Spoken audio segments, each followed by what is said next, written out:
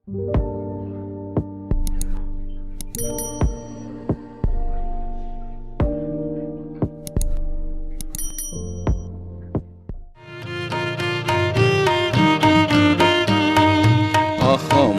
চোতালত ৰ'দ কাছলি কাৰেনো লাৱনী সেন্দুৰী মুখনি জিলে মিলাই।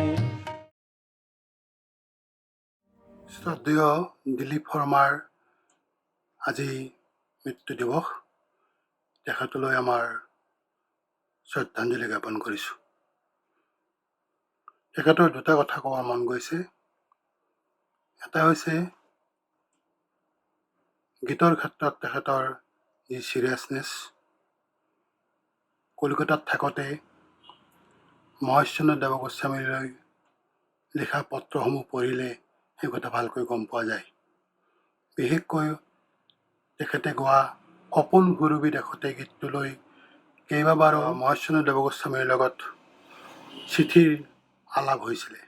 আনকি এটা শব্দ সলনি কৰাৰ কাৰণেও তেওঁ চিঠিৰে মহেশচন্দ্ৰ দেৱগোস্বামীৰ লগত আলোচনা কৰিছিলে।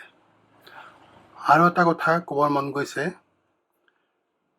আবাহন সম্পৰ্কে তেখেতৰ যি চিন্তা, দেউতাক দীনানাথ শৰ্মাই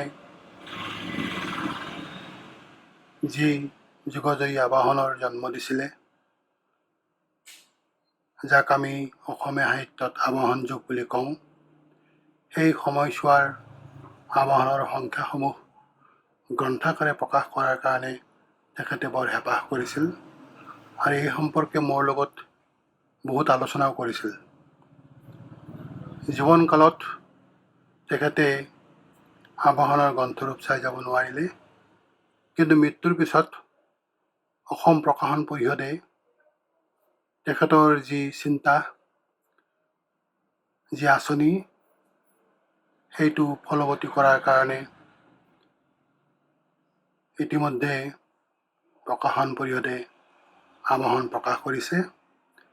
এতিয়ালৈকে 12টা খণ্ড প্ৰকাশ পাইছে আৰু কেইটামান খণ্ড প্ৰকাশ পোৱাৰ লগে লগেই আবাহন যুগৰ সময়ছোৱা গ্ৰন্থত লিপিবদ্ধ হৈ যাব।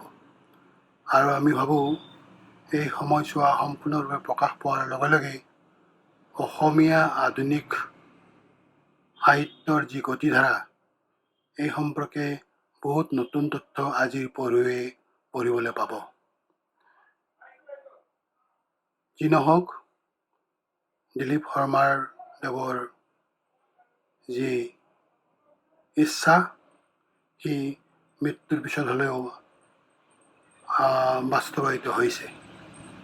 আমি তেখেতলৈ পুনৰ শ্ৰদ্ধা নিবেদন কৰিলোঁ। দীনানাথ শৰ্মাৰ মৃত্যুৰ পিছত দিলীপ শৰ্মাদেৱে কিছুকাল ধৰি আবাহন নিজেও প্ৰকাশ কৰিছিল। এই সময়তে মই তেখেতৰ সম্পাদনাত সহযোগ কৰাৰ সুযোগ পাইছিলোঁ।